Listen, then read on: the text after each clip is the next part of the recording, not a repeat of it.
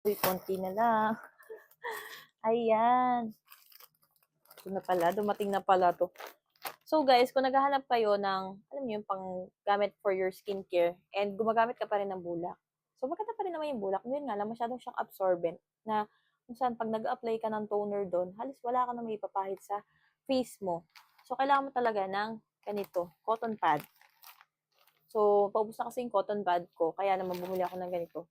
Marami na. And affordable to guys. Hindi nyo na kailangan pang lumabas, especially maulan ngayon. So, ayan.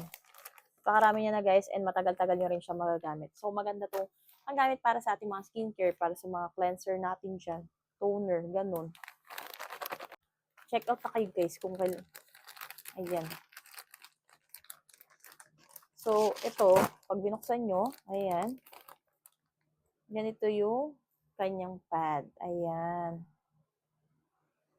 And then, pagtapos na natin siyang gamitin, di ba? Hindi siya yung nakatiwangwang. So, bumili kasi ako ng, alam mo yung cotton pad. Tapos, pag nabukas niya, minsan, nalalaglag. Siyempre, wala siyang pang ganito. Diba? So, ito, pagkatapos yung gamitin, safe na safe siya na hindi siya maalikubukan. Kasi, tingnan nyo, sealed na sealed. So, kung gusto niyo rin ng ganito at kailangan niyo rin ng ganito, alam nyo na, check my basket, guys.